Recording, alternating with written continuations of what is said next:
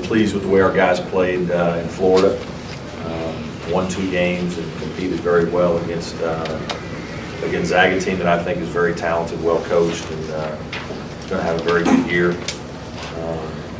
Great bounce back win for our team against UTEP. It's such a short turnaround. They get back to the hotel to almost 1. And then had a game at 5:30 and a team that plays a lot of different defenses. I thought our guys, we kept a simple game plan, but I thought they really executed it well, and we shot it well, so that was helpful in that game. And then Marist game was a little bit different, but credit our guys for finding a way to win through a little bit of adversity there in the middle part of the game.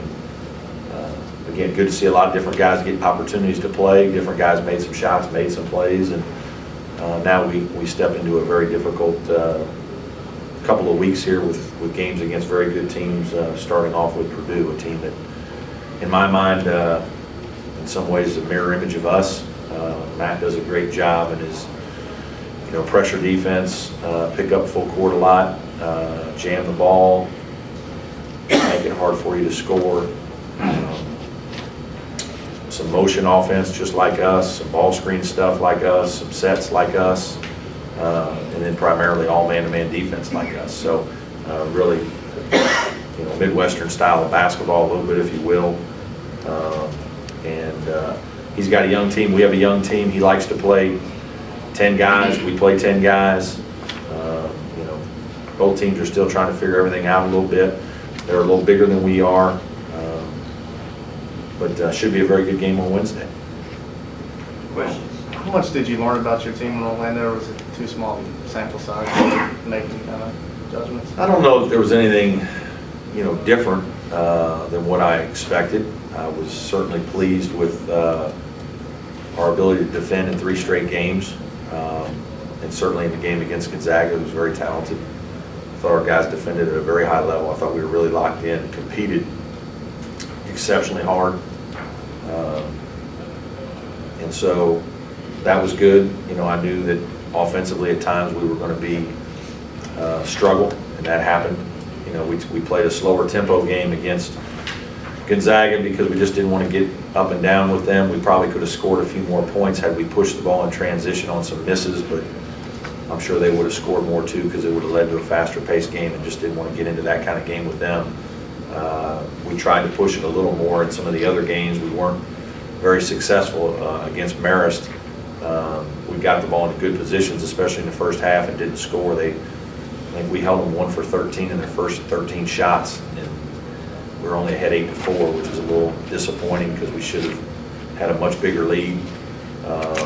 So there's still some execution things and finishing that we need to do. I thought our quality of shots was pretty good throughout the tournament.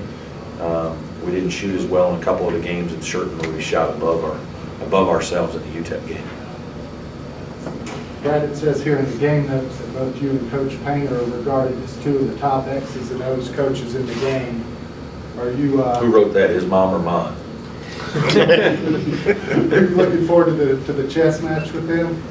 Yeah, I think sometimes, too much of this is all made about the coaches. The one thing in college is the coaches are the stable factor, not all the time as you see now in the off-season of college football, and you'll see in March and April in the off-season of college basketball. But people understand or see coaches on sidelines for a period of years, and so it's easier to equate the coach with a team maybe as opposed to players now, because a lot of times players are leaving, so a lot more is written about coaches sometimes at the college level. I think Matt does a terrific job. Philosophically we're very similar as evidenced by our styles, but I don't know that it's going to be he or I making 1 or 2 great moves in the game that are going to be the result in winning and losing. I think more probable is the fact that 1 or 2 of our players or 1 or 2 of his players will step up and make plays and be the guys that determine the outcome. So especially when you play teams that are very similar in style, I think it's more player dominated in terms of wins and losses. Can you explain the differences with his approach and your approach without talking above our heads? So we have I really don't think there are very many differences, to be honest with you.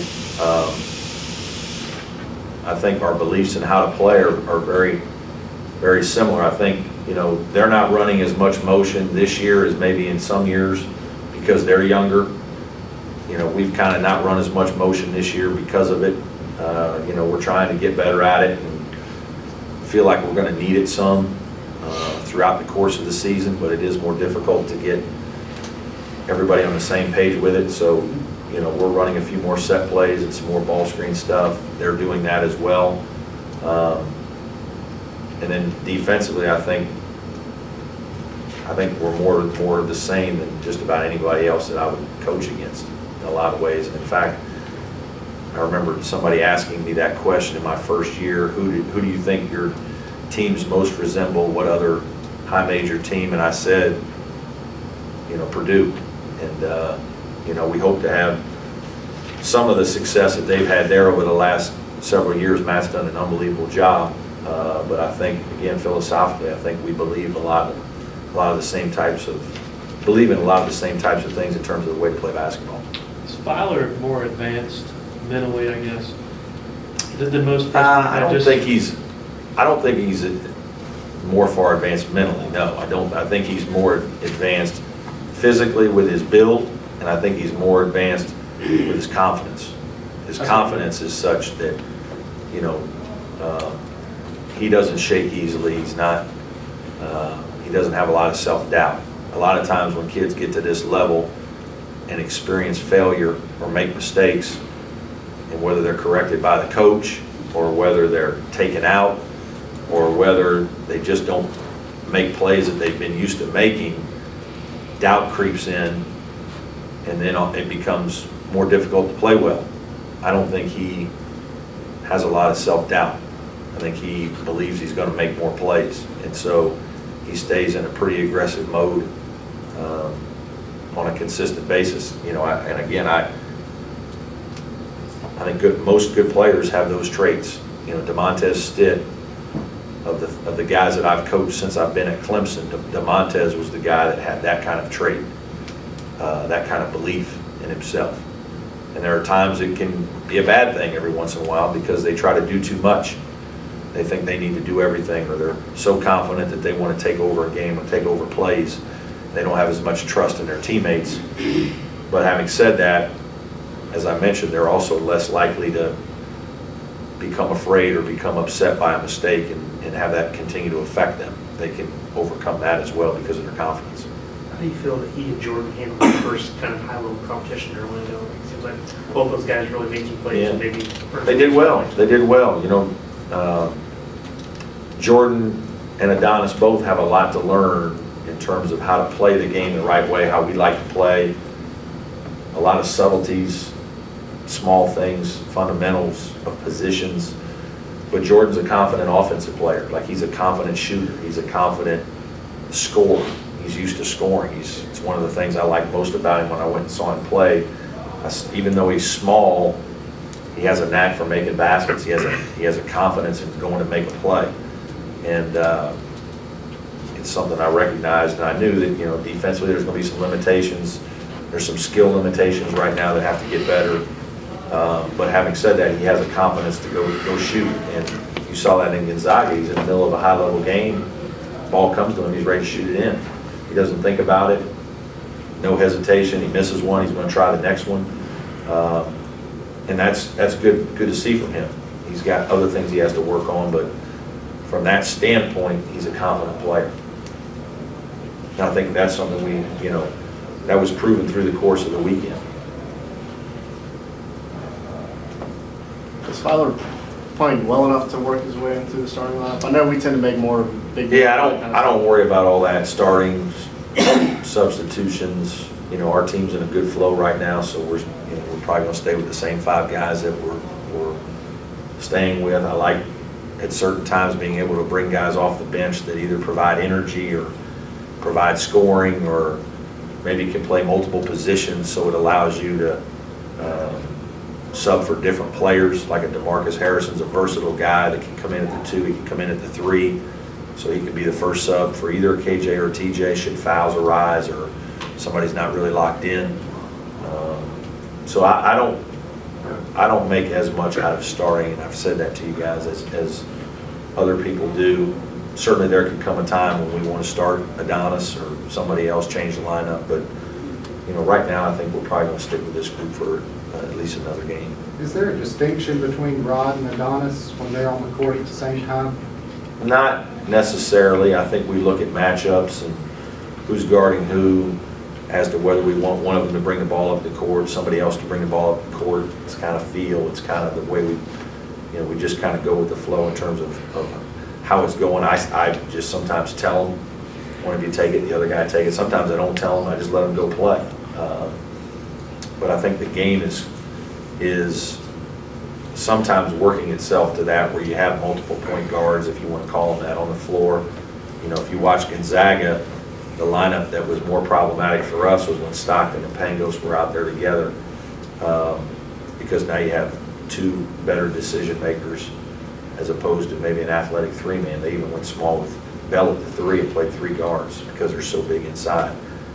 So I think you can play a lot of different ways. I think that's what good teams do. They can play small and play big. Versatility is something as a coach that I like, and certainly Gonzaga has it this year because they can play.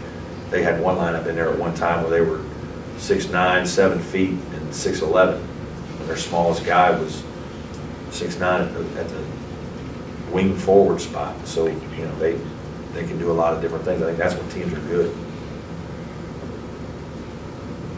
It's been basketball season for you for a while now. Yeah. For everybody else, probably it didn't happen until Yeah. late Saturday night. Have you, can you sense that people are turning their eyes toward basketball now? I don't know. I'm waiting to see on Wednesday, to be honest with you. I'm very anxious to see what kind of crowd we have on Wednesday. I know everybody around town is a little down. We're down. I think we were disappointed. We watched, cheered hard as we could from Florida. You know, I'm proud of Coach Swinney and the football team. I think they had a very good year. They didn't end the last game like they wanted it to, but to win 10 games, to play the way they did with consistency throughout the course of the season, and to not have a let up. You know, this day and age, to not lose games you're supposed to win, it's hard to do. It's hard to win all those games when you're supposed to win. And to go play well and win convincingly is hard to do, very hard to do, especially with dealing with 18 to 21-year-olds, 22-year-olds. There's just so many distractions. There's so much, you know, you become a target, and people's seasons can change with your game. You know, we faced that when we played teams that are quote-unquote mid-majors. And so it's hard to win all those, and to play the way they did and to win the way they did this year, I think is really good. Certainly, we all feel bad and didn't play as well as they wanted in the second half of the last game, and obviously South Carolina kept our offense off the field. That was a big part of it. But I'm hopeful that people are now ready to get behind our basketball team. You know, we're in a high major league, playing very good teams, and we need help. And this team is playing hard enough and competes well enough that I think that they're exciting enough to watch, and appreciate the kind of effort they're giving our fans and our school. And, you know, I'm really interested to see how we're supported here the next couple of weeks. Thank you very much, Coach. Thank you.